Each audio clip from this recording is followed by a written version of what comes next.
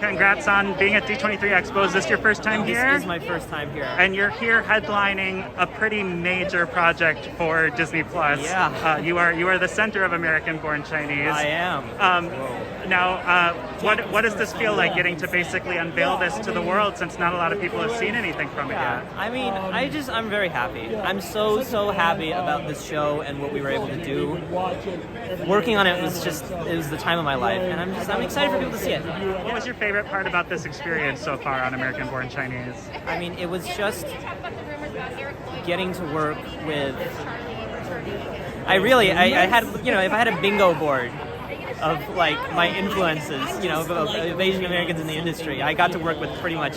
I got multiple bingos. Okay. You know what I mean? Cool. You won your card. I won several times. Having read the graphic novel, having seen what I've seen at Comic-Con, I think this is going to be something really big, really special. Are you nervous at all about presenting this, knowing that this is like Disney's biggest fans? A little nervous, but more excited than anything else, because the graphic novel was so successful, and so to be able to bring it to live action and bring it to like a wider audience on the Disney platform is amazing. Because like I didn't have things like this growing up. When I grew up in the 70s and 80s, right? There was nothing for me culturally to refer to growing up. And so for kids to have grown up with the graphic novel and feel like a connection to it, feel identity connection to it, and then to be able to bring it to TV and with like a new generation, to have kids grow up and go, oh, I identify with these characters. I mean, the main character is in high school trying to figure out his identity, right? And so like to have that and to be able to introduce all these Chinese mythological characters that we've known about all our lives, but to share with the Western audience is amazing, I think. Now, were you a fan of this graphic novel in particular before this project came along, or was that your introduction? Yeah, and in fact, I found out about it through my nephews, because they're now in their 20s, but when they were in school, it was required reading when they were growing up, right? And then I go, oh, what is this? And I read it and I go, oh, this is amazing. A graphic novel about like American high school life, but being an Asian American, like that's awesome. Like I never had anything like that. And they really like flocked to it and they really love it. And so when they found out I was doing the show, they were really stoked. Like super stoked. So well, and I know a couple decades have passed, so it's been updated a little bit, and also just to change it to a series, there needs to be some compromises.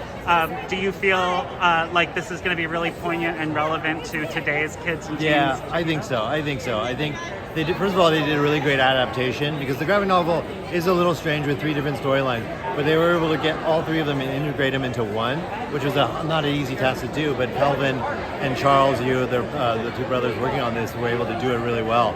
And also, I think it's going to be, I mean, who wasn't awkward in high school? Who didn't have identity issues in high school, right? So whether you relate to the Chinese American side of it or not, or the Chinese cultural stuff or not, everyone can relate to like being that awkward dude in high school, right? And understanding what the main character, played by Ben Wang, is going through, right? And so I think it's a fresh take on that. What are you most excited about with making this debut today? It's just been a long journey from conception, from his book, over 20 years ago, to standing here with a show that I think we're all really excited and proud about. We got people like Michelle Yeoh to do it, Destin Daniel Cretton to be involved.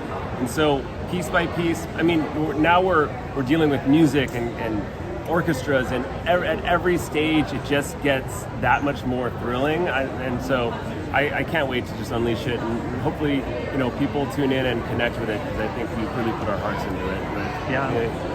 Well, and for you, Gene, as the author, you're creatively involved in adapting your own work, and it's something that was personal to you, and it also came out a while ago. What's it like revisiting this, and how are you making it fresh for today's children? Well, it really is a surreal thing, to see drawings that I did 15 years ago come alive on the screen. It is different, though. I think that the graphic novel is my story, and we're really moving from a me space to an us space. To put together a show, you just need a giant team of people, and we want this entire team to all pour our hearts into it. I really hope that shows. Absolutely. And I was curious to know a little bit more too about just the special effects being done, because I know you guys were filming still while Comic-Con was going on, but so much of what you showed looked done in many ways. Oh, thank you. Yeah, it was not done. Hopefully that's not what we put on. Okay. Yeah. Awesome. No, and I think the special effects have been really great. We have several companies working on it, but all at the top of their game. And it's been kind of a ride because we get to sort of create something that I think Western audiences don't know that well, which is Chinese heaven, which is kind of Monkey King's heaven, and that's really exciting.